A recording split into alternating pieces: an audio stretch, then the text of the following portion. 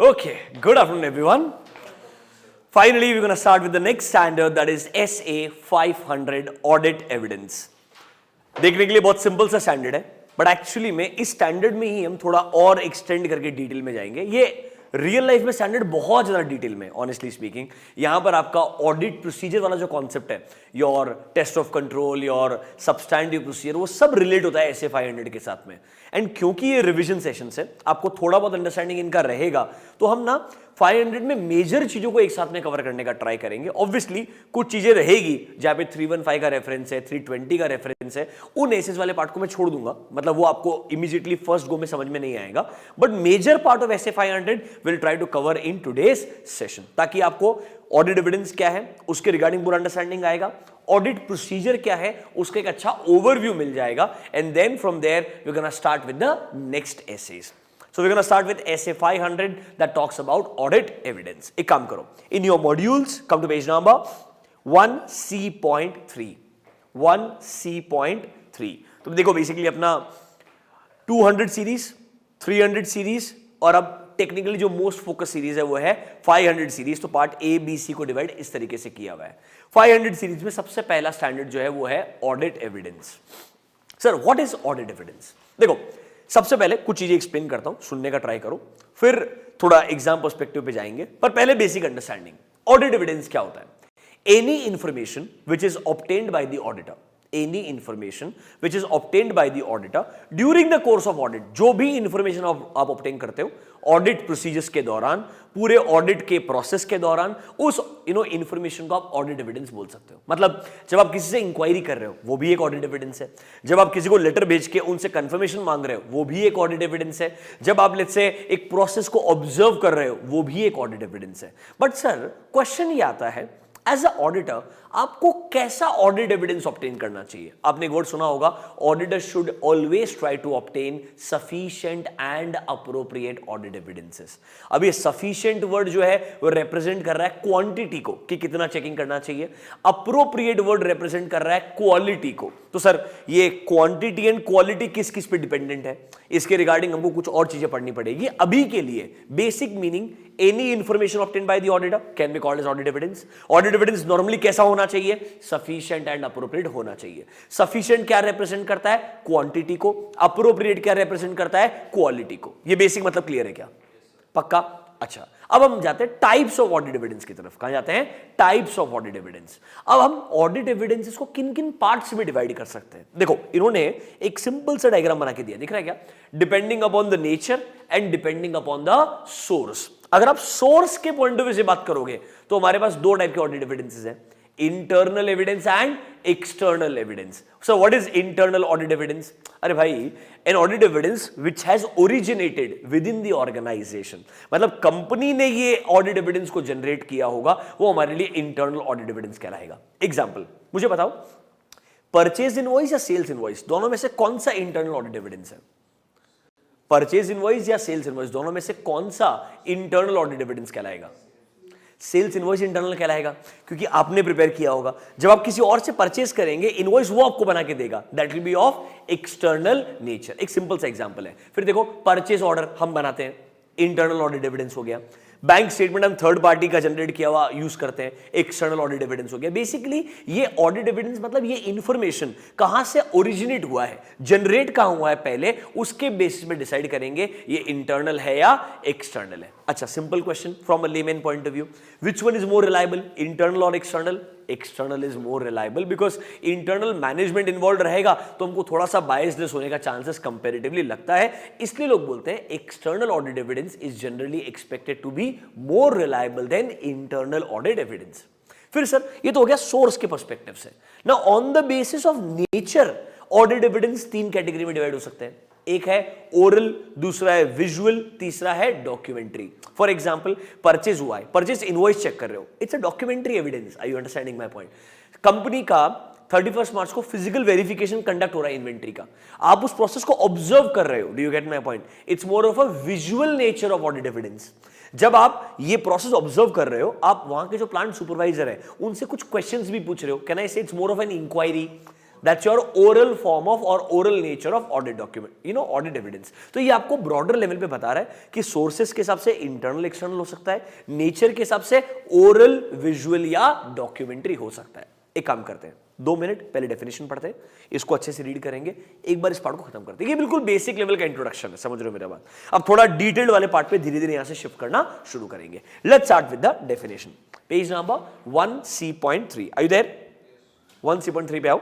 यहां पे देखो सबसे फर्स्ट लाइन में, audit evidence can be defined as any information which is used by the auditor, ताकि वो अपने ऑडिट ओपिनियन तक अराइव करेगा। जो भी एविडेंस या जो भी इंफॉर्मेशन वो ऑब्टेन करता है अपने ऑडिट ओपिनियन तक आने के लिए, वो उसके लिए ऑडिट एविडेंस कहलाता है। अब सर ये ऑडिट एविडेंस कैसा होना चाहिए? सफिशिएंट एंड अप्रोप्रिएट होना चाहिए। एंड सर ये अगर आप डिवाइड करना चाहोगे 2 पार्ट्स में, तो ये 2 पार्ट्स बनाए थे, नेक्स्ट पेज पे दिए हुए, depending upon the nature and depending upon the source. Source में क्या क्या है आपके पास में? Internal and external. एक बार रीड कर लो बेटा फटाफट से, ये एक ही बार रीड करना है आपको। It's not very important from exam point of view, but correct incorrect में आ सकता है, एमसीक्यू में आ सकता है, इसलिए रीड कर लो एक बार।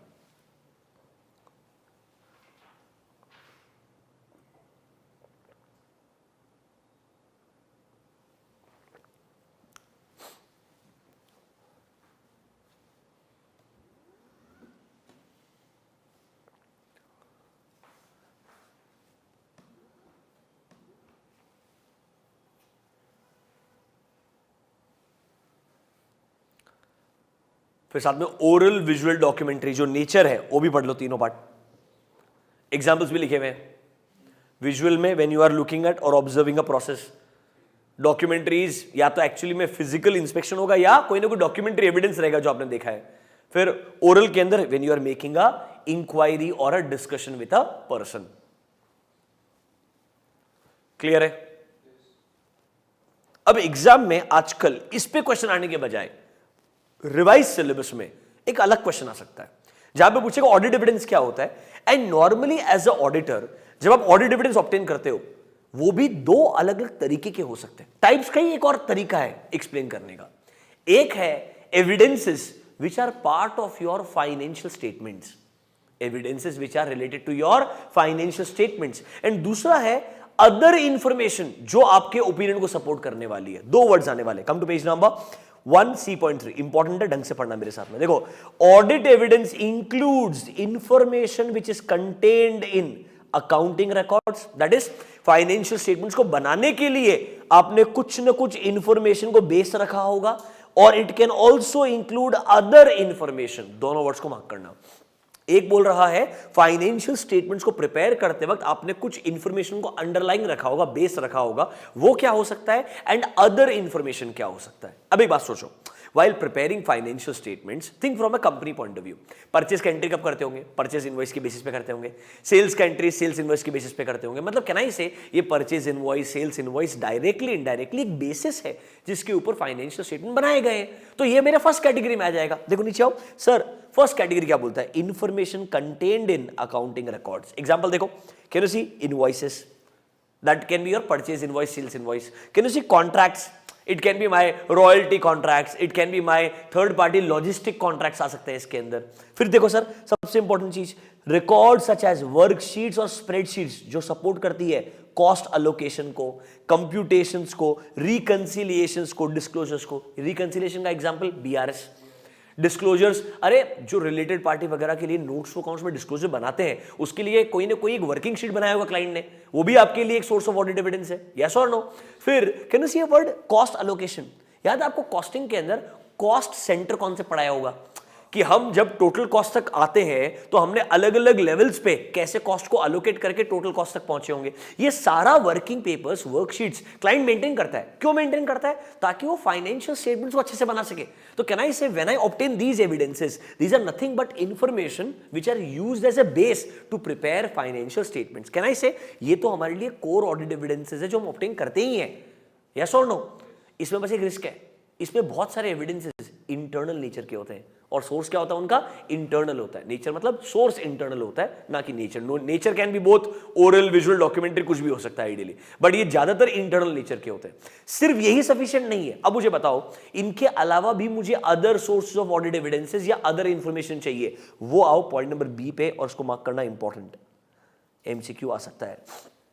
अदर इंफॉर्मेशन जो कि ऑथेंटिकेट करेगा इन अकाउंटिंग रिकॉर्ड्स को, या ऑडिटर के रैशनले को सपोर्ट करेगा कि भाई financial statement true and fair तरीके से बनाए या नहीं बनाए। सर ये क्या हो सकता है अदर इंफॉर्मेशन? नीचे देखो एग्जांपल, सर कंपनी के बोर्ड ऑफ डायरेक्टर का मीटिंग के मिनट्स, फिर आप जो कंफर्मेशन लेटर ऑब्टेन करते होंगे थर्ड पार्टी से, वो सब हो सकता है। फिर सर कंपनी के खुद के इंटरनल मैनुअल्स वगैरह हो सकते हैं। आपने देखा होगा ना, कंपनी अपने प्रोसेसेस को डिफाइन करके रखता है, प्रिंट करके रखता है, ताकि उनके एम्प्लॉय सही से फॉलो कर सकते हैं। अब ये ना डायरेक्टली आप फाइनेंशियल स्टेटमेंट से रिलेट नहीं करोगे, बट डोंट यू थिंक एक कंपनी ने नया बैंक अकाउंट खोला है, इसका एक्चुअली में अप्रूवल आपको बोर्ड ऑफ डायरेक्टर की मीटिंग्स में मिलेगा।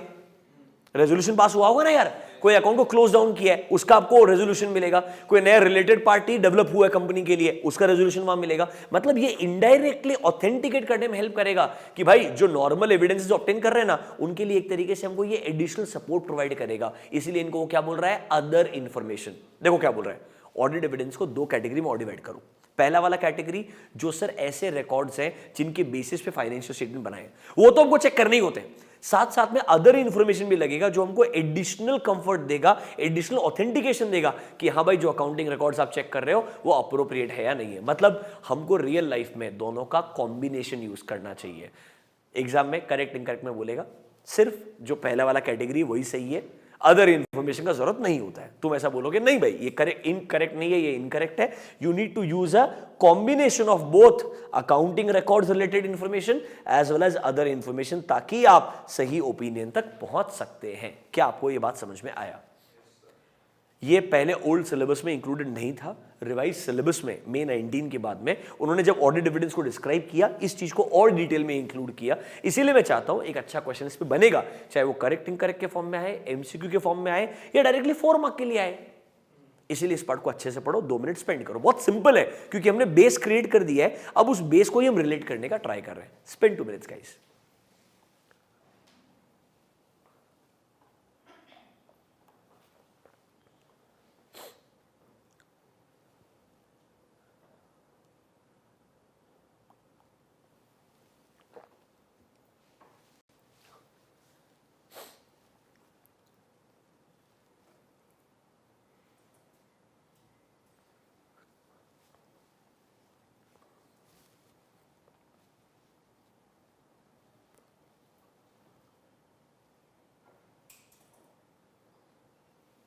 ठीक लग रहा है क्या?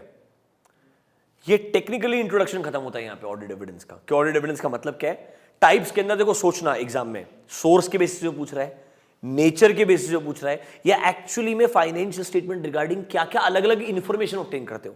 पहला वाला इंफॉर्मेशन जो उनके अकाउंटिंग रिकॉर्ड्स के बेसिस, मतलब बेसिकली क्या बोल रहा है, पहला वाला कैटेगरी ना, उनके बेसिस पे फाइनेंशियल स्टेटमेंट बने हैं। तो ऑब्वियसली जब आप बोलते हो कंपनी के परचेजेस के अंदर 100 करोड़ का अमाउंट है, और 100 करोड़ का अमाउंट कहां से आया होगा? रेस्पेक्टिव परचेज इनवॉइसेस के बेसिस से आया होगा ना, तो मेरे को चेक करना पड़ेगा। पर साथ साथ में अगर उसमें आउटस्टैंडिंग बैलेंसेस जो पड़ा है हमारे डेटर और क्रेडिटर का, क्या ना इसे वो कंफर्म करने के लिए तो थर्ड पार्टी को कंफर्मेशन लेटर भी भेजना पड़ेगा ना।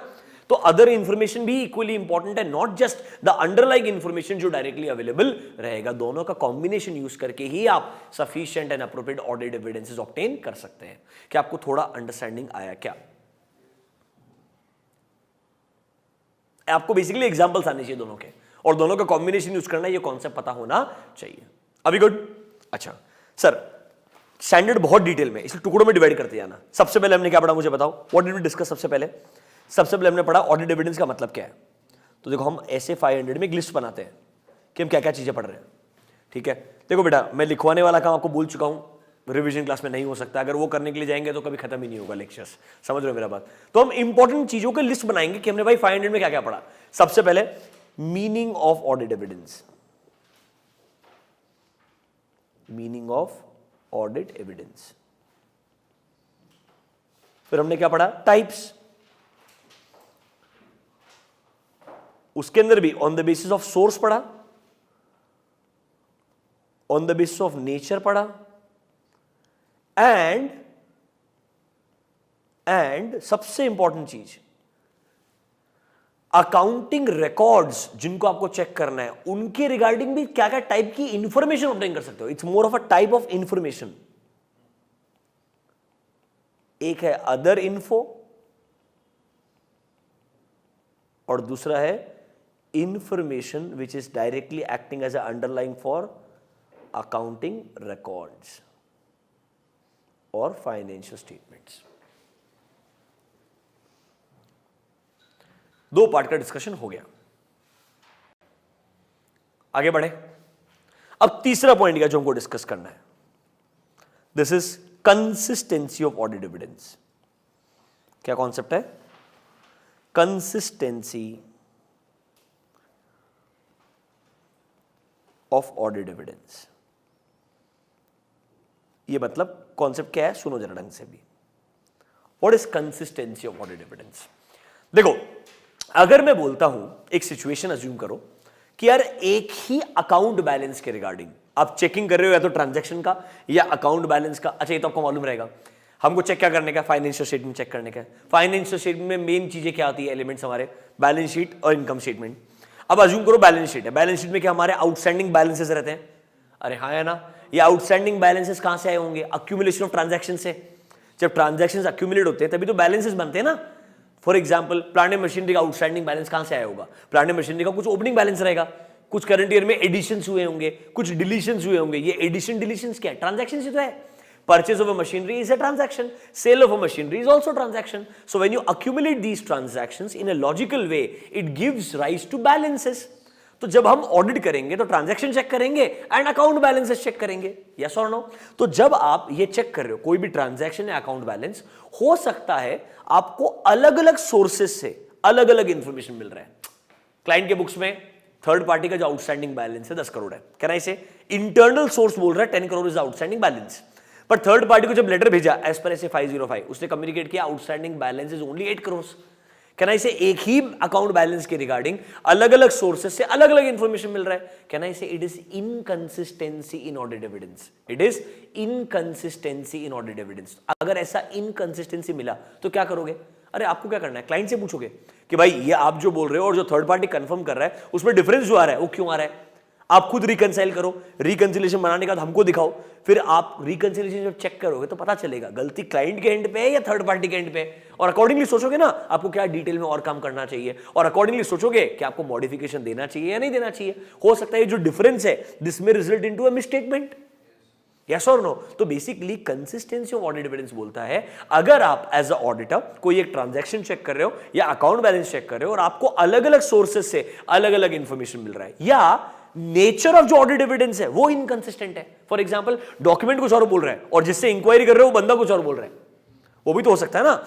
ओरल फॉर्म में कुछ और आउटकम आ रहा है एंड रिटन फॉर्म में कुछ और लिखा है। अगर ऐसा भी इनकंसिस्टेंसी है तो सर आपको इसके बारे में थोड़ा डिस्कशन करना पड़ेगा, इस प्रॉब्लम को रिजॉल्व करने का ट्राई करना पड़ेगा, ऑल्टरनेटिव प्रोसीजर लगाने पड़ेंगे और सोचना पड़ेगा क्या इसका इंपैक्ट मुझे मेरे ऑडिट रिपोर्ट पे कंसीडर करने का है या नहीं। This is called as consistency of audit evidence. आ जाओ जरा ध्यान से, लेट्स फिनिश दिस पार्ट। नीचे आओ, कैन यू सी इनकंसिस्टेंसी और doubts about reliability of audit evidence. देखो, अगर ऑडिटर को लगता है जो ऑडिट एविडेंस उसने ऑब्टेन किया है एक सोर्स से is inconsistent with that obtained from another. क्या मैंने यही आपको एग्जांपल दिया अभी ऐसे 505 का? याद है 505 पढ़ा है मैंने आपको? बुक्स के अंदर कुछ और है, थर्ड पार्टी ने कुछ और कंफर्म किया। या फिर देखो क्या बोलता है, ऑडिटर को डाउट है कि जो इंफॉर्मेशन दिया है सर वो एक्चुअली में रिलायबल नहीं है। याद है, इसका भी एग्जांपल दिया था मैंने आपको। रिटन रिप्रेजेंटेशन जो मैनेजमेंट से लिखवा के लिया है उन्होंने कुछ और ही लिख के दिया, जबकि रियल लाइफ में आपने लॉयर से पूछा था आउटस्टैंडिंग केस में क्या सिचुएशन वगैरह है। मतलब क्लियरली मालूम है जो एविडेंस मिला है वो रिलायबल नहीं लग रहा है मेरे को। दोनों केसेस में आपको डाउट क्या आ रहा है कि या तो इनकंसिस्टेंसी है या पॉसिबल इनकंसिस्टेंसी है। तो आप क्या करोगे? सर आपको सोचना चाहिए आपको अपने प्रोसीजर्स में क्या बदलाव लेकर के आना है, कैसे इस मैटर को रिजॉल्व किया जा सकता है, और अगर रिजॉल्व नहीं होगा तो इसका क्या इफेक्ट मुझे कंसीडर करना पड़ेगा। बॉटम लाइन ये बोल रहा है गो टुवर्ड्स एसए 705। कहां जाने के लिए बोल रहा है? एसए 705। डायरेक्टली नहीं बोल रहा है but indirectly it is asking you कि इसका इंपैक्ट या इफेक्ट कंसीडर करना अपने ऑडिट रिपोर्ट पे। क्या कंसिस्टेंसी वाला पॉइंट समझ में आया क्या? देखो ये एसए बहुत डिटेल में, हर एक टॉपिक अपने आप में क्वेश्चन बन सकता है, इसलिए डिवाइड करते पढ़ते जाओ। मीनिंग, टाइप्स, कंसिस्टेंसी, एकदम क्लियर है क्या? कोई डाउट है किसी को? गिविंग यू 2 मिनट्स, एक बार गो थ्रू कर लो। टेक्निकली मेरे हिसाब से फर्स्ट पेज पूरा हो चुका है, सेकंड पेज का भी हाफ पार्ट आराम से हो चुका है, एक बार उसको गो थ्रू कर लो।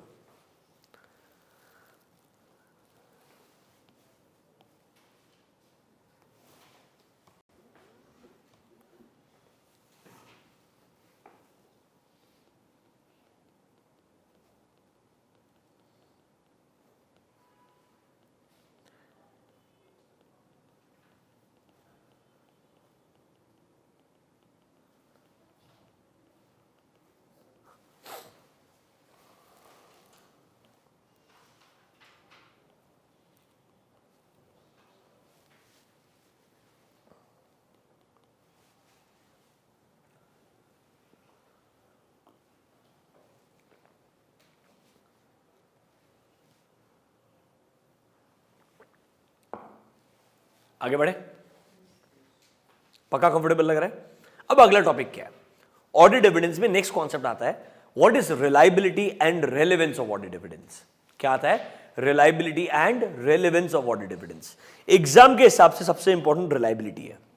क्या है सबसे इंपॉर्टेंट? रिलायबिलिटी। एक अच्छा 4 या 5 मार्क का क्वेश्चन रिलायबिलिटी पे बहुत बार आया। मतलब सर आप तो ऑडिट में बहुत सारे एविडेंसेस ऑब्टेन करेंगे, तो आपको यह पता होना चाहिए ना यार, क्या कुछ ऐसे बेसिक अजम्पशंस हैं जिसके बेसिस पे हम डिसाइड करेंगे कि भाई ये वाला एविडेंस ज्यादा रिलायबल है in comparison to this. There has to be certain basic assumptions. हां मैं मानता हूं हमेशा ही रिलायबिलिटी ना सब्जेक्टिव चीज है।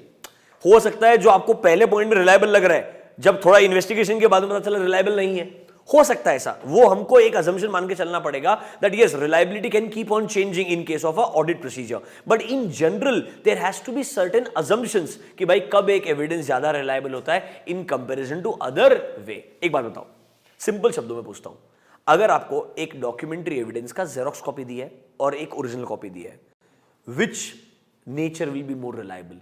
ओरिजिनल कॉपीज, यस और नो? फोटो कॉपीज ऑब्वियसली कम रिलायबल रहेगा। अगर ओरिजिनल नहीं है तो शायद स्कैन्ड कॉपी जो साइंड है शायद मे भी वो फिर भी एक्सेप्टेबल रहे, समझ रहे हो? या इलेक्ट्रॉनिक कॉपीज जिसमें साइन नहीं होता है बट वो ऑफिशियल चैनल से आ रही है, शायद वो भी एक बार एक्सेप्टेबल हो जाए। बट कहना इसे फोटो कॉपी से जेरोक्स कॉपीज तो कंपैरेटिवली कम रिलायबल रहेगी। ये आप अग्री करोगे कि नहीं करोगे? फिर दूसरा चीज, अगर कोई इंफॉर्मेशन या एविडेंस आपने डायरेक्टली ऑब्टेन किया है, समझ रहे हो मेरा बात, या आपने किसी से सुन के अज्यूम किया है। फॉर एग्जाम्पल क्लाइंट के बंदे से पूछा क्या आप लोग 31 मार्च को फिजिकल वेरिफिकेशन परफॉर्म करते हो? उसने बोला हाँ, ये भी ऑडिट एविडेंस है। पर मैं 31 मार्च को खुद वहां जाता हूं, खुद प्रेजेंट होकर ये ऑब्जर्व करता हूं फिजिकल वेरिफिकेशन कैसे हो रहा है, थोड़ा क्वेश्चनिंग करता हूं। Don't you think this one will be more reliable then this? So when you are actually obtaining an audit evidence on your own directly, that will definitely be more reliable than you are just hearing it out from someone else. Logical है कि नहीं है? फिर मुझे बताओ sir, source के अगर आप बेसिस में जाओगे तो एक्सटर्नल सोर्स से जो भी आपको एविडेंस मिलेगा that will definitely be more reliable than internal. अरे हाँ या ना? पर सर एक बात तो, फिर ये इंटरनल एविडेंसेस कभी रिलायबल होते ही नहीं है क्या? नहीं, ऐसा नहीं है। इंटरनल एविडेंसेस भी रिलायबल हो सकते हैं। Example sir, purchase order internal audit evidence है, समझ रहे हो मेरा बात? अगर मैं बोलता हूं कंपनी का परचेस प्रोसेस अच्छा है, मुझे मालूम है सिर्फ ऑथराइज इंसान ही पीओ बनाता है, ऑथराइज इंसान ही पीओ को अप्रूव करता है, तो आइडियली जो आपका परचेज ऑर्डर बनाया हुआ डॉक्यूमेंट्री एविडेंस है वो भी रिलायबल रहेगा। सो इट डिपेंड्स कि ये एविडेंस ना हमारे जिस प्रोसेस से आ रहा है क्या वो प्रोसेस रिलायबल है या नहीं है। अगर वो प्रोसेस रिलायबल है तो शायद मैं इंटरनल एविडेंसेस को भी रिलाई कर सकता हूं। मतलब internal evidences will be reliable only if the associated internal controls are operating effectively, they are designed appropriately. तो ऐसे कुछ अजम्पशंस है जो आपको मालूम होने चाहिए। इधर आओ फटाफट से उनको डिस्कस करते हैं डिटेल में। आपके मॉड्यूल्स में किधर दिया है? In your modules come to page number 1C.4। Are you there? नीचे आओ। Can you see? While recognising कि कुछ एक्सेप्शन हो सकते हैं, कुछ जनरल पॉइंट्स हैं जो क्लियरली बोलते हैं रिलायबिलिटी के रिगार्डिंग, ये अजम्पशंस आपको मालूम होने चाहिए। देखो फर्स्ट पॉइंट क्या बोलता है सर, अगर आपको एक ऑडिट एविडेंस मिला है फ्रॉम एन इंडिपेंडेंट सोर्स, क्या मिल रहा है? From an independent source outside the entity, is it nothing but external source is more reliable than internal source. Point number 1 clear है कि नहीं है? आप डायरेक्टली लिख सकते हो एक्सटर्नल वर्सेस इंटरनल, इंटरनल, ठीक है? दूसरा पॉइंट देखो क्या बोलता है, sir reliability of audit evidence जो इंटरनली जनरेट किया है वो कब इंक्रीज होगा, जब रिलेटेड इंटरनल कंट्रोल्स क्या रहेंगे, अच्छे रहेंगे, they must be operating effectively. देखो कंट्रोल्स रिलेटेड दो वर्ड इंपॉर्टेंट है बेटा, जहां आपको पढ़ाने वाला हूं मैं, जब भी आप कंट्रोल्स का बात करोगे ना, दो words are very important, two words are very important. Number one, controls का डिजाइन कैसा है एंड कंट्रोल्स को एक्चुअली में अच्छे से इंप्लीमेंट किया कि नहीं किया, मतलब design and operating effectiveness both are equally important. तो कंट्रोल्स अगर अच्छे से डिजाइंड है, ढंग से ऑपरेट करते हैं इफेक्टिव तरीके से, आपको उसमें कंफर्ट है, तो यार उस कंट्रोल से जो एविडेंस आ रहा है ना, शायद वो भी रिलायबल रहेगा। सिंपल बात है यार, अगर आपको परचेस प्रोसेस पे कॉन्फिडेंस है तो शायद पीओ भी रिलायबल रहेगा, समझ रहे हो मेरा बात, वरना पीओ कभी रिलायबल नहीं रहेगा। थर्ड पॉइंट पे आओ, पॉइंट नंबर 3 देखो, जो एविडेंस ऑडिटर ने डायरेक्टली ऑब्टेन किया, मैंने आपको एग्जांपल दिया था, आप खुद फिजिकल वेरिफिकेशन जब हो रहा है वहां प्रेजेंट हो, ऑब्वियसली वो ज्यादा रिलायबल रहेगा रादर देन किसी ने आपको सिर्फ इनडायरेक्टली बताया होगा, हाँ हम फिजिकल वेरिफिकेशन कंडक्ट करते हैं या हमने फिजिकल वेरिफिकेशन कंडक्ट किया होगा, दैट इज रिलायबल, मैं मना नहीं कर रहा हूं, बट अगर आप खुद प्रेजेंट हो तो डेफिनेटली आपने खुद से ऑडिट एविडेंस या इंफॉर्मेशन ऑब्टेन किया है, that is 100% more reliable then the other sources. Next देखो, कोई भी डॉक्यूमेंट्री फॉर्म में अगर एविडेंस रहेगा that will be more reliable then your oral form, इसमें तो कोई क्वेश्चन वाला बात ही नहीं है। एंड सर फोटोकॉपीज के कंपैरिजन में जो आपके ओरिजिनल डॉक्यूमेंट्स है they will be more reliable, that is your point number 5। Don't you think एकदम स्ट्रेट फॉरवर्ड आंसर है, एक बार रीड किया आप खुद आराम से लिख पाओगे, पांचों पॉइंट्स को आराम से रीड करो, एग्जाम में एक क्वेश्चन बहुत बार पूछा गया है।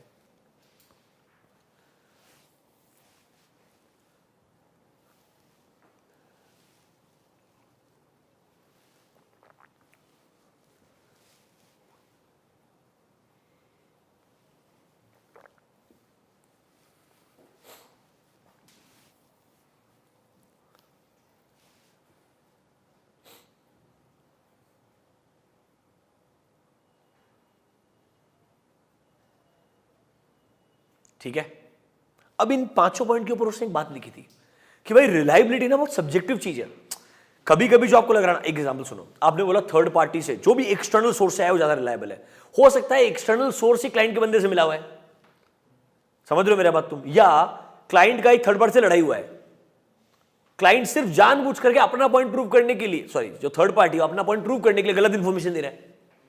So sometimes the subjectivity is always there, that आपको जो लग रहा है कि आउटसाइड सोर्स ही हमेशा रिलायबल रहेगा, ये जरूरी नहीं है, देयर आर सम एक्सेप्शंस। हाँ, अगर एक्सेप्शन को साइड में रख दें तो जनरली क्या ये पांचों पॉइंट रेलेवेंट रहेंगे। हाँ, तो एग्जाम में आपको सिचुएशन दे सकता है कि सिचुएशन ऐसा है जहां मैंने आपको बोला क्लाइंट का एक थर्ड पार्टी का लड़ाई हुआ है, थर्ड पार्टी से आपने लेटर मांगा, क्लाइंट का बोलने का पॉइंट ऑफ व्यू है ये थर्ड पार्टी जानबूझ के ऐसा कर रहा है, तो ऐसे एक्सेप्शंस हो सकते हैं।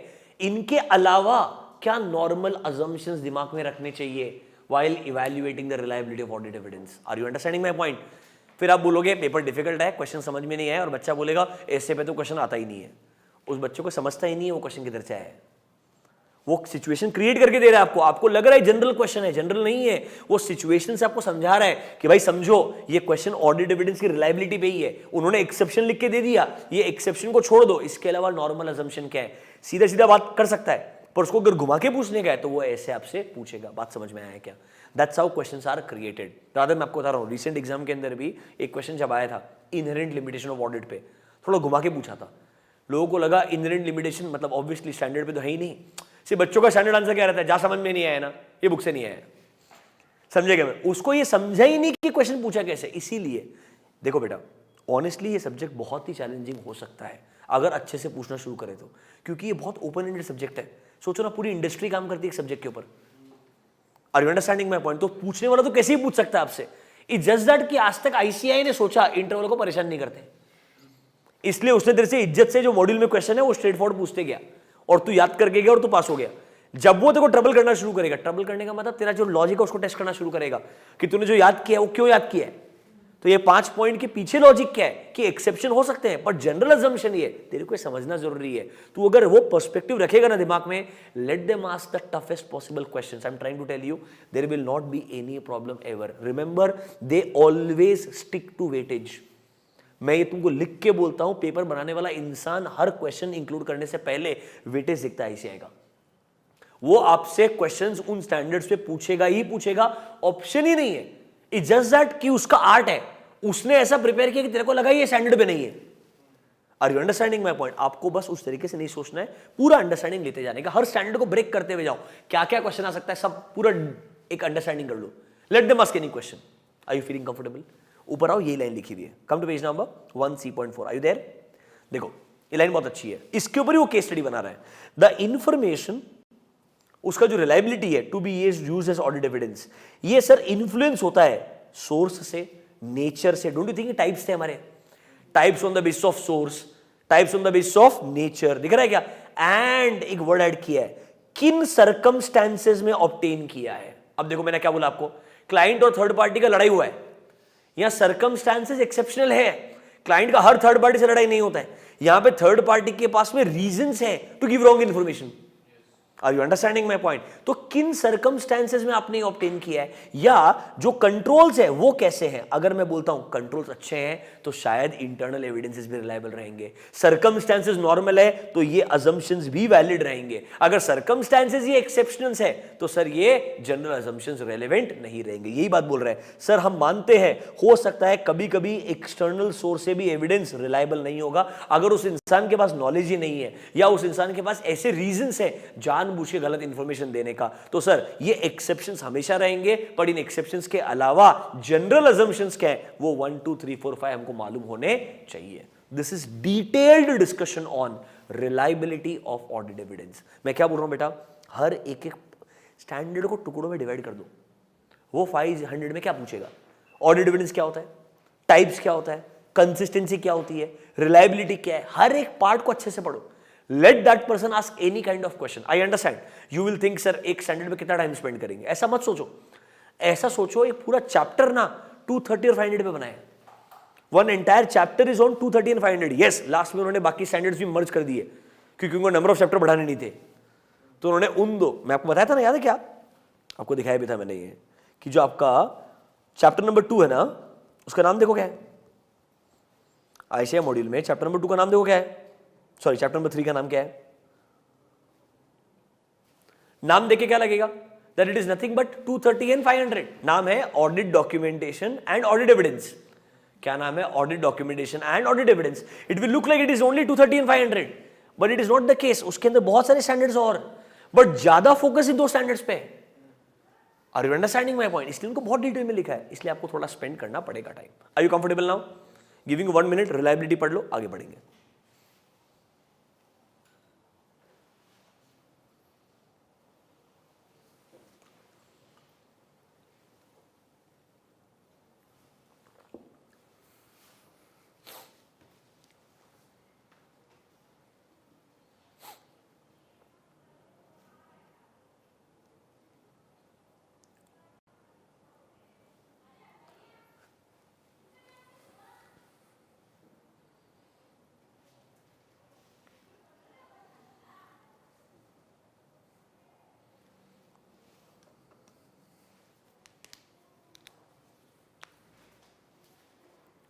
ठीक है क्या? Feeling comfortable? अगला टॉपिक पे चलते हैं। अब मुझे बताओ, मैंने क्या बोला, रिलायबिलिटी इंपॉर्टेंट है, उसका नेक्स्ट क्या है? रेलेवेंस। नेक्स्ट क्या है? Relevance. Now what is this relevance of audit evidence? समझना ट्राई करना, एक एग्जांपल लेते हैं, उसके साथ आपको समझ में आएगा। अज्यूम करो आप अकाउंट्स पेएबल चेक कर रहे हो। क्या चेक कर रहे हो? Accounts payable. आपके बुक्स में अकाउंट्स पेएबल का जो नंबर है वो लेट्स से 10 करोड़ रुपए है। कितना है? 10 करोड़। अब अगर वो 10 करोड़ का जो नंबर है, मैं क्लाइंट को क्या बोला, ये जो आउटस्टैंडिंग बैलेंस 10 करोड़ दिख रहा है अकाउंट्स पेएबल के फॉर्म में तुम्हारे बुक्स में, मुझे 10 करोड़ का लिस्ट चाहिए।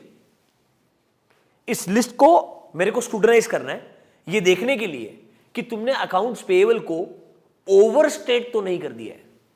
क्या नहीं कर दिया है? ओवरस्टेट। एक बात सोचो, दिमाग लगाओ शांति से। 10 करोड़ पेएबल है, कंपनी की बुक्स में दिख रहा है, उसका लिस्ट ऑब्टेन किया। आपको क्या सोच रहा है? आपको लग रहा है मेरे को चेक करने का कि गलती से ये जो अकाउंट्स पेएबल है एक्चुअली में लेट्स से 7-8 करोड़ ही है, इन्होंने बुक्स में ज्यादा दिखाया है, ओवरस्टेट करके दिखाया है। तो डोंट यू थिंक ये जो लिस्ट है इसको डिटेल में चेक करोगे, कुछ ऐसे पार्टीज मिल सकते हैं जो एक्चुअली जिनसे पैसा पेएबल है ही नहीं उनको। Are you understanding my point? मतलब it looks like fake vouchers या इनवॉइसेस लिए होंगे और बुक्स में रिकॉर्ड कर दिए होंगे। तो डोंट यू थिंक ये 10 करोड़ का पूरा लिस्ट ऑब्टेन करना, उसको डिटेल में स्क्रूटनाइज करना, सैंपल सेलेक्ट करना एक सही तरीका है? बिल्कुल सही तरीका है। अरे हाँ या ना? अब उल्टा सोचो, अगर मैं बोलता हूं ये जो बुक्स में 10 करोड़ है ये कहीं अंडरस्टेटेड तो नहीं है। क्या बोला मैंने? अंडरस्टेटेड। मतलब मेरे हिसाब से मैं क्या बोलने ट्राई करूं, बुक्स में 10 करोड़ है, मेरे को लग रहा है अंडरस्टेटेड, मतलब actual obligation can be more than 10 crore. अब अगर मेरे को ये देखना है कि ज्यादा ऑब्लिगेशन है कि नहीं है, इसके लिए 10 करोड़ का लिस्ट चेक करके क्या फायदा होने वाला है? क्योंकि मुझे इसके बियॉन्ड ऐसा कोई ट्रांजैक्शन ढूंढना है जो बुक्स में नहीं आया है। It's more like a error of omission. Are you understanding my point? तो उसके लिए अगर मैं 10 करोड़ की लिस्ट को चेक करते रहूंगा, मुझे कैसे पता चलेगा कि कोई एंट्री हुई नहीं होगी? डोंट यू थिंक वो गलत तरीका रहेगा? तो आप जब एविडेंस ऑब्टेन भी कर रहे हैं ना, ये सोचो कि वो जो आप प्रोसीजर लगा रहे हो वो रेलेवेंट है कि आपके ऑब्जेक्टिव को लेकर के। ऐसा नहीं होना चाहिए आप बस जहां पर भी देखा लिस्ट ऑब्टेन कर लो, चेकिंग शुरू कर दो। अरे भाई चेक क्यों करना है? ऑब्जेक्टिव क्या है? आप जो एविडेंस ऑब्टेन करने का ट्राई करें वो रेलेवेंट है कि नहीं है, ये दिमाग भी लगाना इक्वली जरूरी रहेगा। सिर्फ सोर्स से कुछ नहीं होने वाला है। पहले ये भी सोचना चाहिए जो प्रोसीजर है, जो एविडेंस ऑब्टेन करने का सोच रहा हूं, वो भी लॉजिकल है या नहीं है। That is called as relevance of audit और एविडेंस। मतलब लॉजिकल रीजनिंग चाहिए कि भाई यही एविडेंस क्यों ऑब्टेन कर रहा हूं, ऐसे ही प्रोसीजर क्यों लगा रहा हूं, शायद इससे कोई बेटर प्रोसीजर है क्या। एक और एग्जांपल देता हूं। सर आपने क्या किया, इन्वेंट्री का 31 मार्च को फिजिकल वेरिफिकेशन अटेंड कर लिया। इससे पता चलेगा इन्वेंट्री है कि नहीं, एग्जिस्टेंस ऑफ इन्वेंट्री समझ में आएगा कि बुक्स में जो है वो फिजिकली है कि नहीं है। बट फिजिकल वेरिफिकेशन से वैल्यूएशन समझ में आएगा क्या? नहीं। वैल्यूएशन का अलग प्रिंसिपल होता है। यू कैन नॉट से कि मैं वो फिजिकली प्रेजेंट था मतलब मेरे को एग्जिस्टेंस पे भी कंफर्ट आ गया और वैल्यूएशन पे भी कंफर्ट आ गया, ये इलॉजिकल है। तो आपको देखना पड़ेगा आप जो एविडेंस ऑब्टेन कर रहे हो, जो प्रोसीजर लगा रहे हो, वो लॉजिकली फुलफिल करता है क्या जिस ऑब्जेक्टिव के लिए आप ये प्रोसीजर लगा रहे हैं। ये चीजें बेटा चैप्टर नंबर 9 जब लेके आएंगे और समझ में आएगी बेटर आपको, क्योंकि चैप्टर नंबर 9 में पूरा प्रोसेस बताया है नॉर्मली एक एक एरिया में कैसे चेकिंग करना चाहिए। But do you understand at least little bit कि रेलेवेंस पे आपको लॉजिकल रीजनिंग पे फोकस करना पड़ेगा। आ जाओ, come to page number 1C.5. Are you there? Read the first point. Sir, relevance deals with, mark the word, logical connection and bearing upon the purpose of audit procedure. मतलब logically सोचना पड़ेगा भाई इस audit procedure को लगाने के पीछे purpose क्या है, वो पर्पस को मीट करता है कि नहीं करता है। पता चले आपने इलॉजिकल तरीके से प्रोसेस लगाया है, भले एविडेंस बहुत रिलायबल होगा बट अगर वो रेलेवेंट ही नहीं है तो उसका कुछ फायदा मिलने वाला नहीं है। नीचे देखो उन्होंने सेम एग्जांपल लिख करके दिया है, over statement and under statement of payables and receivables. समझ में आया क्या?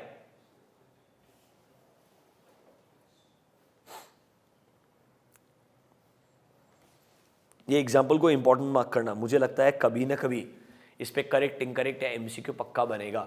और अगर एमसीक्यू बनाएगा तो पूछेगा इसमें आपको कौन सा पर्सपेक्टिव दिमाग में रखना चाहिए। Are you going to focus on the reliability of audit evidence और the relevance of audit evidence? ध्यान रखना, here the focus is not on the reliability, it's upon the relevance कि भाई लॉजिकली जो प्रोसीजर लगा रहा हूं वो ठीक है कि नहीं है। हाँ भाई रिलायबिलिटी के लिए बाकी अजम्पशंस हैं वो मैं दिमाग में लगा लूंगा, but that is secondary. Primary here is whether the procedure itself is right और wrong. Do you understand this? एक पॉइंट को और मार्क कर लेना, point number C, audit evidences regarding a particular assertion, for example existence, is not a substitute for another assertion, that is valuation of inventory. exactly दोनों वही point है क्या जो मैंने आपको जस्ट एक्सप्लेन किया। बिकॉज देखो रिविजन में I am going to stick to the module, I am telling you. मेरे को वही डिस्कशंस करना है जो रेलेवेंट है एग्जाम पर्सपेक्टिव से। मैं जाने के लिए चैप्टर 9 में बहुत खेल सकता हूं पर I don't want to distract you, I want you to be focus कि चैप्टर 5 जब हम 500 पढ़ रहे हैं, 500 में आपने ऑडिट एविडेंस बताया, टाइप समझाए अलग अलग पर्सपेक्टिव से, कंसिस्टेंसी, और फिर जाके हम डिटेल में डिस्कशन किए थे रिलायबिलिटी एंड रेलेवेंस के ऊपर। Is this clear to you? पक्का? देखो एग्जाम पर्सपेक्टिव से रिलायबिलिटी बहुत ज्यादा इंपॉर्टेंट है क्योंकि आईसीआई को पूरे 5 पॉइंट मिलते चेक करने के लिए। समझ में मेरे बात? Relevance is more like a MCQ correct incorrect according to me. यहां पर चेकिंग करना थोड़ा डिफिकल्ट रहेगा, चैलेंजिंग रहेगा, चांसेस कम। I know it's a very stupid logic but this is what I have seen over a period of years. मतलब मैंने ऐसा बात कभी करना नहीं चाहिए, ऐसे teacher if I talk like this वो भी गलत है, बट हमारा ऑब्जेक्टिव अभी पास होना है। समझ रहे? तो मेरे को वही बोलना जो तेरे लिए सही रहेगा एग्जाम के हिसाब से। ठीक है क्या? समझ में आया? अब टेक्निकली एक सबसे आखिरी इंपॉर्टेंट कॉन्सेप्ट बचता है 500 में, that is concept of management expert. क्या बचता है? Concept of management expert.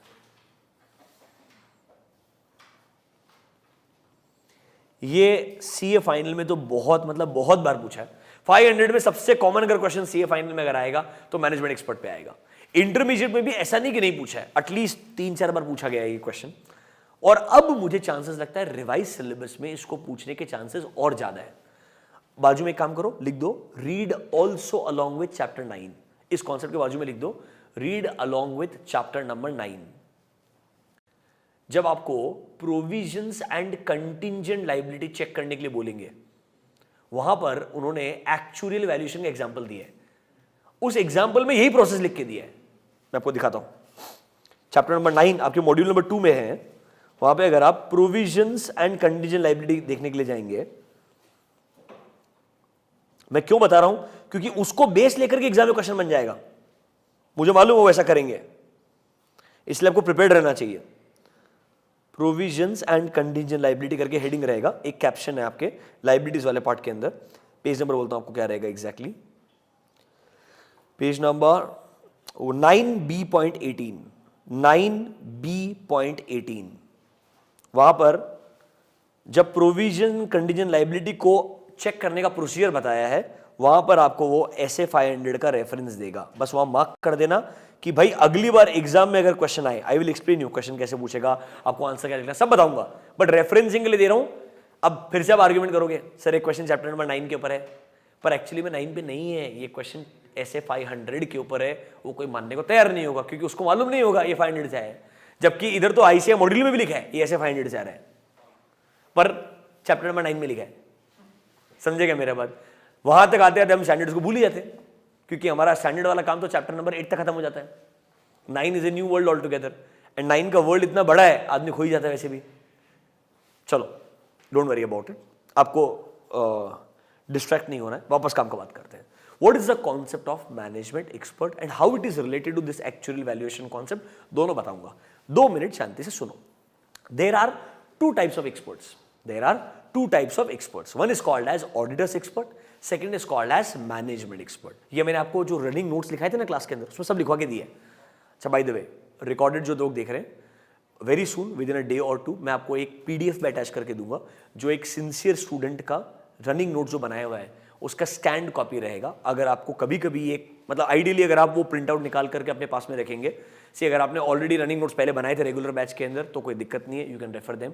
If you are not sincere enough to do that, तो आपने आइडियली वो PDF का प्रिंट आउट निकाल के अपने पास रखना चाहिए, ताकि आपके लिए रिविजन ईजी हो जाएगा। ठीक है, आ जाओ वापस अभी। सर वहां पर मैंने आपको 2 टाइप का एक्सपर्ट पढ़ाया था, management expert and auditor expert. ये ऐसे 500 में मैंने लिखवा के दिया है। ठीक है sir, what is auditor expert and what is management expert? Sir सबसे पहले एक्सपर्ट ही क्या है? Expert is any person who has a specialized knowledge or skill set about a dedicated area.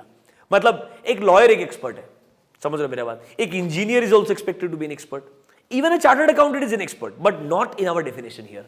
हमारे इधर अगर मैं बोलता हूं एक एक्सपर्ट को मैनेजमेंट ने हायर किया है, वो कहलाएगा मैनेजमेंट एक्सपर्ट। अगर एक एक्सपर्ट को ऑडिटर ने हायर किया है तो वो कहलाएगा ऑडिटर्स एक्सपर्ट। सर ये मैनेजमेंट एक्सपर्ट के एग्जांपल दो। हो सकता है कंपनी का पेंडिंग लिटिगेशन रहेगा, मतलब लीगल केसेस पेंडिंग रहेंगे, उसके रिगार्डिंग उन्होंने थर्ड पार्टी लॉयर को हायर किया होगा, या एक पूरे लॉ फर्म को ही हायर किया होगा पूरा का पूरा, वो उनके लिए एक्सपर्ट हो सकता है management expert. Sir company normally अपने प्रोविजनिंग के regarding your retirement benefits actuarial valuation report बनवाता है। क्या बनवाता है? Actuarial valuation report. वो एक्चुअली जो है वो भी एक एक्सपर्ट है मैनेजमेंट के लिए, क्योंकि उसने वो हायर करके उसने जो रिपोर्ट बनाया होगा उस रिपोर्ट के बेसिस पे प्रोविजनिंग बनाया जाएगा। So don't you think management is also hiring lot of experts during day to day purposes, ताकि वो फाइनेंशियल स्टेटमेंट्स को अच्छे से बना सकते हैं। ये कॉन्सेप्ट है मैनेजमेंट एक्सपर्ट। अगर ऑडिटर को अपने ऑडिट के दौरान कोई जरूरत पड़ती है, लेट्स से फॉर एग्जांपल कुछ कंट्रोल्स ऐसे हैं विच आर एक्सट्रीमली ऑटोमेटेड, आपके पास उतना स्किल सेट नहीं है, अब एक थर्ड पार्टी फर्म को या अपने ही ऑडिट फर्म के एक डिपार्टमेंट को, अब देखो ना PwC या EY के अंदर टैक्स का डिपार्टमेंट अलग रहेगा, स्टैट्यूटरी ऑडिट का डिपार्टमेंट अलग रहेगा, उनके पास में एक एडवाइजरी में SAP का डिपार्टमेंट भी हो सकता है, जिनके पास में सिर्फ कंट्रोल्स टेस्टिंग करने के पर्सपेक्टिव से अच्छा नॉलेज रहेगा। तो sometimes I may involve another department of my same firm, पर वो भी एक्सपर्ट है मेरे लिए, जो मुझे हेल्प कर रहा है एक पर्टिकुलर ऑडिट एंगेजमेंट के अंदर। अगर एक ऑडिटर एक्सपर्ट को हायर कर रहा है, it is called as auditors expert. For auditors expert एक डेडिकेटेड SA है, कौन सा? SA 620। तो मतलब बेसिकली आप क्या बोलने का ट्राई कर रहे हो? एक्सपर्ट 2 टाइप के हैं। एक्सपर्ट कितने टाइप के हैं? 2 टाइप के हैं। कौन कौन सा? Management and auditor expert. ये जो ऑडिटर एक्सपर्ट है, ऑडिटर्स एक्सपर्ट जो है वो कवर होता है SA 620 के अंदर, एंड जो मैनेजमेंट एक्सपर्ट है वो कॉन्सेप्ट कहां कवर होता है? SA 500 के अंदर। ऐसा क्यों सर? क्योंकि जो मैनेजमेंट एक्सपर्ट है ना, इसका जो रिपोर्ट है मुझे कैसे मिल रहा है? मैनेजमेंट से मिलेगा ना यार, तो मेरे लिए तो एक तरीके से ऑडिट एविडेंस ही है। इसीलिए ऐसे 500 में इस कॉन्सेप्ट को स्पेसिफिकली हाईलाइट किया है। अगर आप कोई ऐसा ऑडिट एविडेंस ऑब्टेन कर रहे हो जो प्रिपेयर किया है एक मैनेजमेंट के एक्सपर्ट ने, तो आपने उस एविडेंस को यूज करने से पहले कुछ पॉइंट्स दिमाग में रखने चाहिए। मतलब 500 आपको गाइडेंस दे रहा है। अगर आप कोई ऐसा ऑडिट एविडेंस ऑब्टेन कर रहे हो which is prepared by the management expert, you should keep in mind certain additional points. वो चीजें क्या है हमको डिस्कस करना है sir. Bottom line, management expert ऐसे 500 के अंदर कवर किया है, ऑडिटर एक्सपर्ट 620 में कवर किया है। 620 आपके सिलेबस में नहीं तो इग्नोर करो। आपके सिलेबस में एक्सपर्ट मतलब 100% चांस है क्वेश्चन आएगा ऐसे 500 के ऊपर, क्योंकि 620 आपके सिलेबस में नहीं है, उन्होंने एक्सक्लूड किया है। वो सीए फाइनल में पूछा जाता है। हाँ, गलती से एमसीक्यू में आ गया तो 620 के आपको मालूम होना चाहिए। चलो सर, ये मैनेजमेंट एक्सपर्ट क्या है समझ में आ गया। अब मुझे एक बात बताओ, क्या इस मैनेजमेंट एक्सपर्ट ने जो अपना रिपोर्ट बना के दिया है, क्या उसको मैं as a audit evidence use कर सकता हूं? कर सकता हूं, but what points I should keep in mind, what all important aspects I should consider before deciding कि मुझे उस मैनेजमेंट एक्सपर्ट की रिपोर्ट पे रिलाई करना चाहिए या नहीं रिलाई करना चाहिए। इसके रिगार्डिंग आपका जो आंसर का डिस्कशन है वो 3 पार्ट में डिवाइड होगा। किस पार्ट में डिवाइड होगा? 3 पार्ट के अंदर। सबसे पहले हम एक्सपर्ट को इवैल्यूएट करेंगे, फिर उसने जो काम किया होगा उसका पर्सपेक्टिव क्या था उसको इवैल्यूएट करेंगे, फिर उसके एक्चुअल काम को इवैल्यूएट करके डिसाइड करेंगे कि वो रिलायबल है या नहीं है। ये तीनों पार्ट्स को हमको डिटेल में डिस्कस करने का है। Can we go ahead and start discussing this? आपको समझ में आया हम क्या पढ़ रहे हैं? हम डिस्कस कर रहे हैं कॉन्सेप्ट ऑफ मैनेजमेंट एक्सपर्ट। वो क्या होता है, हमको क्या क्या चीजें दिमाग में रखनी है if we are planning to use the work of management expert. मैं आपको एग्जाम क्वेश्चंस दिखा दूंगा, डोंट वरी अबाउट इट। अभी पहले कॉन्सेप्ट खत्म करते हैं। I will show you one question also when the time comes. ठीक है, चलो। In your modules, come to page number 1C.5। Are you there?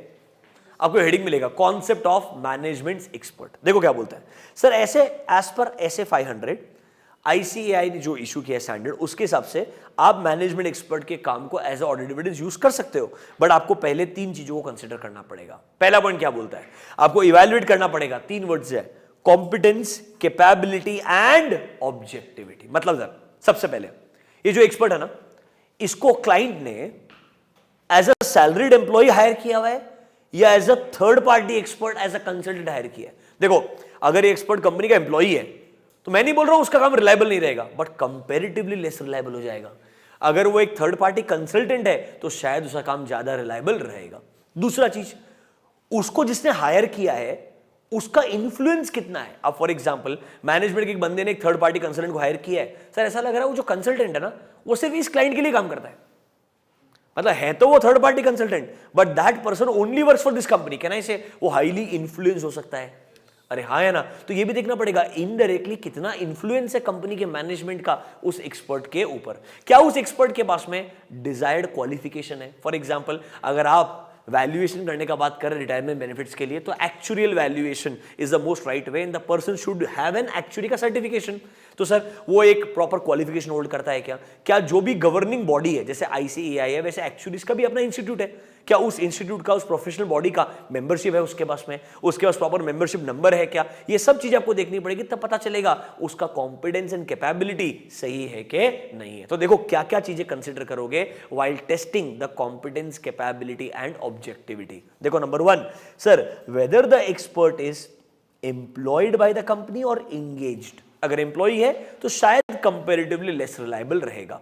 दूसरा पॉइंट देखो क्या बोलता है, सर कितना मैनेजमेंट का इन्फ्लुएंस है ओवर द एक्सपर्ट। अगर वो विजिबल है, इन्फ्लुएंस बहुत ज्यादा है, मैंने आपको एग्जांपल दिया, सर वो एक्सपर्ट सिर्फ इस क्लाइंट के लिए काम करता है, या इस कंपनी के डायरेक्टर का जहां जहां कंपनी में डायरेक्टरशिप है सिर्फ उनके लिए काम करता है, शायद उस पर ज्यादा इन्फ्लुएंस हो सकता है, उसकी रिपोर्ट शायद इतनी रिलायबल नहीं रहेगी। नंबर 3 सर, ऑडिटर का कोई प्रीवियस एक्सपीरियंस है क्या इस एक्सपर्ट के साथ में? अब एग्जांपल, एक्चुअली के केस में कैसा रहता है, हर शहर में बहुत लिमिटेड एक्चुअलीज होते हैं, तो हो सकता है सेम एक्चुअली का रिपोर्ट हमने किसी और क्लाइंट पे भी यूज किया होगा। अगर आपका प्रीवियस एक्सपीरियंस अच्छा है तो कंपैरेटिवली इजी हो जाएगा उन पे रिलाई करना। नेक्स्ट, क्या उनके पास में प्रॉपर क्वालिफिकेशन है, प्रॉपर मेंबरशिप है प्रोफेशनल बॉडी का, या जो भी इंडस्ट्री एसोसिएशन है उनका सर्टिफिकेशन है या नहीं है, ये आपको चेक करना पड़ेगा। कैन आई से पॉइंट नंबर 1 में हमने इवैल्यूएट किया एक्सपर्ट के कॉम्पिटेंस को, कैपेबिलिटी को एंड उसके ऑब्जेक्टिविटी। ऑब्जेक्टिविटी मतलब being objective, that means being fair in all circumstances. Objectivity quality है कि आप फेयर तरीके से एक्ट कर सकते हो इन डिफरेंट सिचुएशन। अगर मैं बोलता हूं तुम कंपनी के एम्प्लॉय नहीं हो, थर्ड पार्टी हो, तुम कंपनी से बहुत इन्फ्लुएंस नहीं हो, तो मैं बोलूंगा आप ऑब्जेक्टिव तरीके से एक्ट करोगे।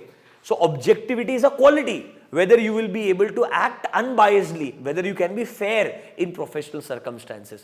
तो ये सारे पॉइंट्स से आपने इवैल्यूएट किया कॉम्पिटेंस, कैपेबिलिटी एंड ऑब्जेक्टिविटी को। एक मिनट चारों पॉइंट्स को पढ़ो।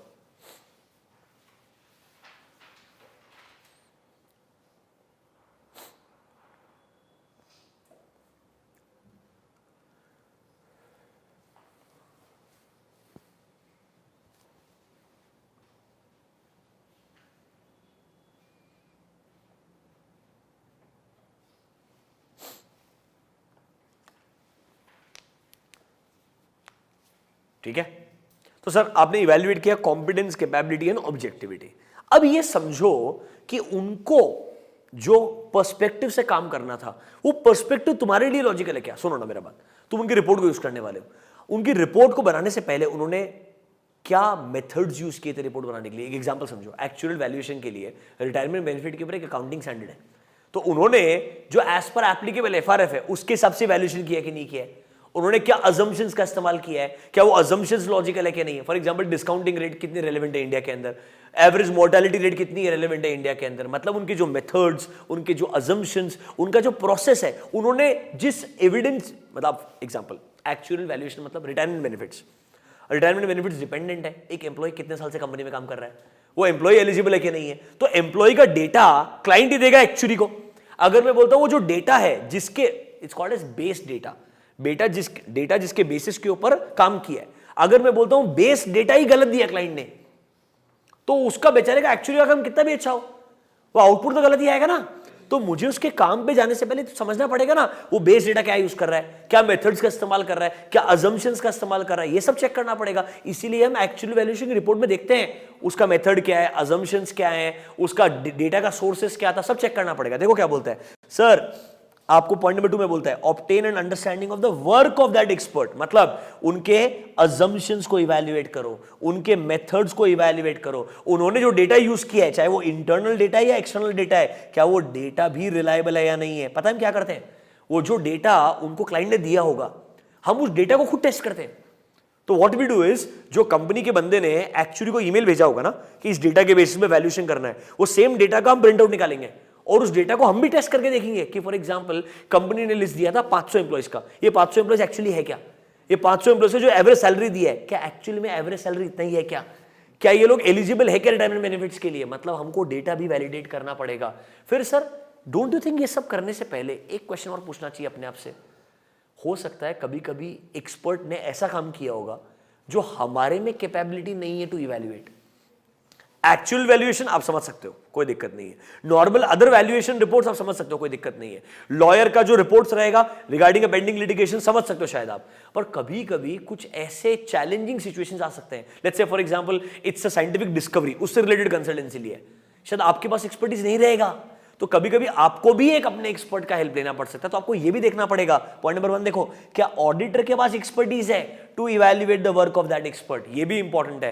एंड सर जो भी काम किया है, फॉर एग्जांपल एक्चुअली ने एक्चुअल वैल्यूएशन किया है, क्या इस वैल्यूएशन के लिए कोई गवर्निंग अकाउंटिंग स्टैंडर्ड है, कोई गवर्निंग इंड एएस है, या कोई भी प्रोफेशनल रिक्वायरमेंट है क्या? फॉर एग्जांपल एक्चुअल वैल्यूएशन के लिए AS 15 एप्लीकेबल है, तो उन्होंने AS 15 को यूज करके काम किया है क्या? पॉइंट नंबर 2 देखो, सर वेदर एनी प्रोफेशनल और other standard is applicable. Example लिख लो AS 15, हाँ सर अगर वो एप्लीकेबल है तो उन्होंने उसको कंप्लाई करते हुए ही काम किया कि नहीं किया। ये सब कुछ मुझे उसकी रिपोर्ट में चेक करना पड़ेगा बिफोर आई डिसाइड कि मुझे इसकी रिपोर्ट पे रिलाई करना है या नहीं करना है। समझने का ट्राई करो। सबसे पहले एक्सपर्ट को इवैल्यूएट करो, उसका कॉम्पिटेंस, कैपेबिलिटी, उसकी ऑब्जेक्टिविटी, इसके लिए उसकी क्वालिफिकेशन देखेंगे, इसके लिए हमारा प्रीवियस एक्सपीरियंस कुछ है क्या वो देखेंगे, इसके रिगार्डिंग देखेंगे वो कंपनी का एम्प्लॉई है या थर्ड पार्टी एक्सपर्ट है, कितना इन्फ्लुएंस है वो चेक करेंगे। अब ये सोचना है उसका जो काम करने का नजरिया है वो सही है कि नहीं है। तो इसलिए क्या हमको उसका काम समझ सकता है, सर क्या कोई एप्लीकेबल स्टैंडर्ड्स हैं जिसके हिसाब से उसने काम करना चाहिए था? क्या कुछ मेथड्स हैं जो एक्चुअली एक्सेप्टेबल है वो उसने यूज करने चाहिए? क्या कुछ अजम्पशंस है जो एक्सेप्टेबल है या नहीं है? डेटा जो उसने यूज किया वो रिलायबल है या नहीं है? ये सब आप इवैल्यूएट करने के बाद में ये कंक्लूड करोगे, हाँ भाई एक्सपर्ट रिलायबल है, एक्सपर्ट का काम करने का पर्सपेक्टिव एक्सेप्टेबल है।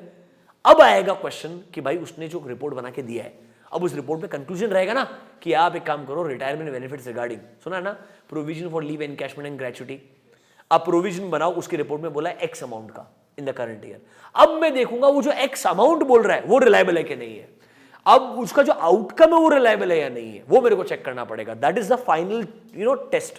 पहले एक्सपर्ट को इवैल्यूएट करना, फिर उसके काम करने के पर्सपेक्टिव को इवैल्यूएट करना, अब उसके काम के एक्चुअल रिपोर्ट को इवैल्यूएट करना। देखो आप इवैल्यूएट करोगे क्या उसका काम एक्चुअली में आप as a audit evidence use कर सकते हो फॉर रेलेवेंट असर्शन।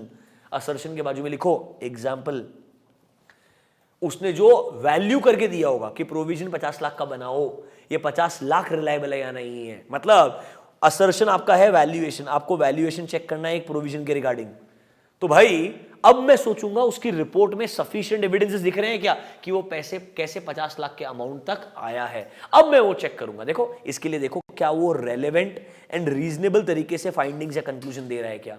मतलब ऐसा नहीं होना चाहिए। मैंने आपको ये एग्जांपल दिखाया था रेगुलर लेक्चर में, एक रिपोर्ट दिखाई है मैंने आपको, if I am not wrong I showed you one report in the regular lecture. अभी दिखाता हूं 1 मिनट के अंदर। देखो कंपनी है 2015 के अंदर उनका मंथली सैलरी था 98 लाख। 2016 में मंथली सैलरी बढ़कर के हो गया 2 करोड़ 20 लाख। कहने से number of employees almost double के आसपास हो गए। कहना इसे अब अगर मैं बोलूंगा सारे के सारे अगर जो डबल हुए एम्प्लॉइज, मेजॉरिटी लोग एलिजिबल है for retirement benefits, don't you think मेरा प्रोविजनिंग अमाउंट भी अकॉर्डिंग की प्रोपोर्शनल तरीके से बढ़ना चाहिए? अगर मैं उल्टा बोलता हूं 2015 से 16 में नंबर ऑफ एम्प्लॉइज बढ़े, खर्चा बढ़ा है, प्रोविजनिंग अमाउंट हाफ कर दिया मैंने, don't you think findings are unrealistic? तो ये भी तो सोचना पड़ेगा ना। ये सब के बेसिस पे लॉजिकली उसने जो फाइनल आउटकम दिया है वो भी एक्सेप्टेबल लग रहा है या नहीं लग रहा है। इससे आपको पता चलेगा क्या आप एक्सपर्ट के काम पे या उसके रिपोर्ट पे रिलाई कर सकते हैं या नहीं कर सकते। सर आउटकम देखो, सबसे पहले आपने एक्सपर्ट को इवैल्यूएट किया, उसके पर्सपेक्टिव को इवैल्यूएट किया। प्लीज एग्जाम में ये मत लिखना एक्सपर्ट को इवैल्यूएट करो, एग्जाम में क्या लिखना, evaluate the competence, capability and objectivity of expert. अंदर के पॉइंट्स नहीं लिखे तो चलेगा, पर ये तीनों जो ब्रॉडर हेडिंग्स है वो ऐसी आनी चाहिए, evaluating the competence, capability and objectivity. इसमें 2-3 पॉइंट लिख सकते हो यार। कॉम्पिटेंस मतलब क्वालिफिकेशन, समझ रहे हो मेरा बात? तो ऑब्जेक्टिविटी क्या कंपनी का एम्प्लॉय है या एंगेज किया है, इन्फ्लुएंस कितना है, अरे यस और नो, प्रीवियस एक्सपीरियंस कैसा है, इससे उसके कैपेबिलिटी पे कॉन्फिडेंस आ जाएगा। तो ये तरीके हैं। फिर सर उस एक्सपर्ट ने जो काम किया है क्या वो काम करने का जो मैकेनिज्म था क्या वो ठीक लग रहा है क्या आपको, वो रीजनेबल है या नहीं है। इसके लिए आप देखोगे क्या मैं उसका काम पे एक्चुअली इवैल्यूएट करने का कैपेबिलिटी होल्ड करता हूं, अजम्पशंस क्या यूज किए, मेथड्स क्या यूज किए, क्या एप्लीकेबल प्रोफेशनल स्टैंडर्ड्स यूज किए कि नहीं किए उसने, जो डेटा है वो इंटरनली एक्सटर्नल डेटा वो रिलायबल है या नहीं है, और फिर सर उसका जो फाइनली काम है क्या वो मेरे लिए अप्रोप्रिएट है फॉर अ स्पेसिफिक असर्शन। अगर मैं वैल्यूएशन चेक कर रहा हूं तो उसकी रिपोर्ट को देख के मुझे वैल्यूएशन पे कंफर्ट आ रहा है क्या, इसलिए मुझे देखना पड़ेगा उसकी फाइंडिंग्स या जो उसके कंक्लूजन्स है वो रेलेवेंट एंड रीजनेबल लग रहे हैं क्या। अगर हाँ तो मैं उसके काम पे रिलाई कर सकता हूं, वरना मुझे ऑल्टरनेटिव प्रोसीजर लगाने का ट्राई करना चाहिए। I have to find other ways to obtain sufficient and appropriate audit evidences. This is the concept of management expert. बात समझ में आया क्या? 2 मिनट स्पेंड करो, आराम से पढ़ो तीनों चीजों को। ये क्वेश्चन फाइनल में बहुत बार पूछा है, इंटर में रेयरली आता है, बट अच्छा क्वेश्चन बन सकता है।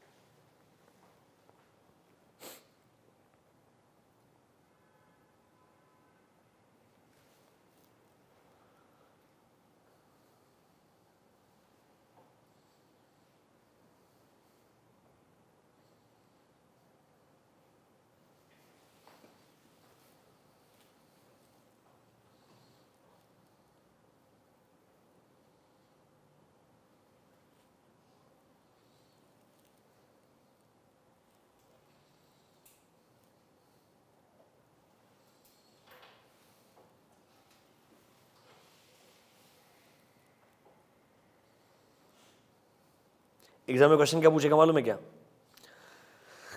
कंपनी ने एक एक्चुअरी को हायर किया, कंपनी ने क्या किया? एक एक्चुअरी को हायर किया for the purpose of gratuity and leave encashment liabilities के लिए। एज अ ऑडिटर आपको उस एक्चुअरी की रिपोर्ट पर रिलाई करना चाहिए या नहीं रिलाई करना चाहिए, ये डिसाइड करने से पहले क्या क्या पॉइंट्स दिमाग में रखने चाहिए। बॉटम लाइन, केस स्टडी एक बहाना है। क्वेश्चन क्या है? Can you use the work of management expert और नॉट? स्टार्ट कैसे करोगे? एज पर ऐसे 500 ऑडिट एविडेंस 500 क्लियरली कवर करता है दैट ऑडिटर मैनेजमेंट एक्सपर्ट का काम यूज कर सकता है, बट उसने फॉलोइंग पॉइंट्स को कंसीडर करना चाहिए बिफोर कंक्लूडिंग कि उसके लिए वो काम रिलायबल या अप्रोप्रिएट है या नहीं। फिर नंबर ए, इवैल्यूएट क्या करेगा? Competence, capability, objectivity. बी, सी और कंक्लूजन में लिखना इन द गिवन सिचुएशन। अगर उसको लगता है ये सब पॉइंट्स के बाद में कि भाई उसका एविडेंस, उसका जो रिपोर्ट है वो रिलायबल है मेरे लिए, उसको यूज कर सकता हूं तो यूज कर ले, अदरवाइज अदर ऑल्टरनेटिव प्रोसीजर लगाना पड़ेगा।